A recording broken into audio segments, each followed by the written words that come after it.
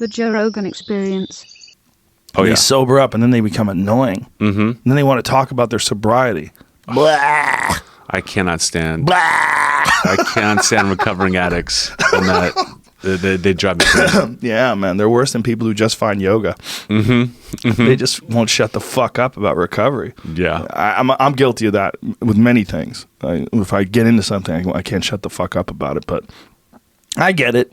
You know, for them, it's like this pivotal moment in their life where all of a sudden they have their shit together and they just want to talk about it all the time. The thing that drives me nuts, though, is when they judge.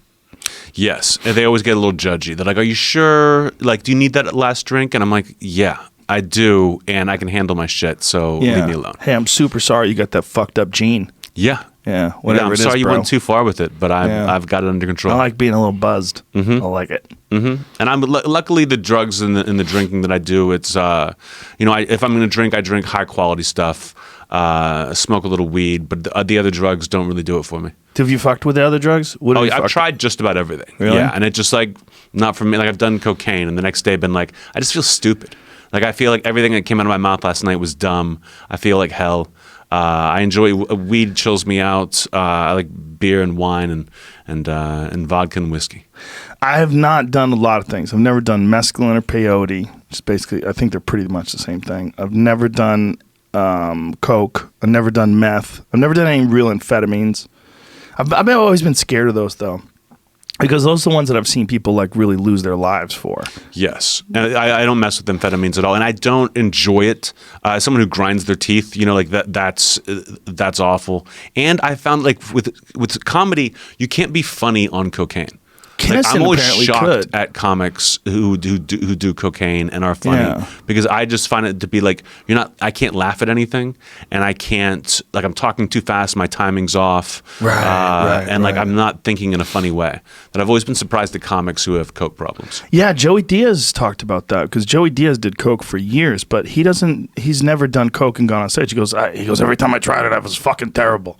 He goes, it takes away your soul, your heart. You got no heart when you're up there. Yeah. I guess, again, I've never done it, but what I get is just, I get that whole speedy thing where you just like, your sense of how people are perceiving you is distorted. Your timing is distorted. Yeah. Like I don't even go on stage high. I may have a couple beers. I don't want to be slurring. But if I even smoked pot at all that day, it's a worse show for it. Really? Yeah. I wonder why that is. I think I'm just in my own head. It makes me want to get through the set as opposed to being present and enjoying it. Like I just want it to be over so I can go chill out. That's interesting. It's only with weed. One of my favorite things to do when I would take guys on the road with me is get them so high that they could barely talk, and then put them on stage. That's what, dude. The first two guys I would open for on the road, it was Doug Benson and Brian Posehn. Jesus Christ! And they were like, they wanted to smoke all day. Yeah. That I was like, every time I was a feature act, like almost every time I was a feature act, I was terrible because I thought like I have to smoke. I have to smoke with these guys, or they won't take me on the road. But I'm like barely getting through this half hour. Yeah. And I'm terrible. It's not a smart move for someone who's just getting going to be that high on stage. But one time I did, I really didn't smoke pot until I was 30, like really smoke pot. But I did it a handful of times when I was younger. And one time when I was like 21, I was living with my buddy Jimmy, and him and one of his friends came over and he had pot. We smoked some pot during the day. I think we had a barbecue or something. And then I had a gig like 6 hours later. I was still high. And I remember being on stage, and my timing was excellent. And I was so locked in and focused. And I remember being terrified that I was going to be terrible. Terrified. But I really nailed it for whatever reason. But then I never did it again. And I was like, boy, I got away with it. You know? And then I started smoking when I was 30. And it kind of changed my act.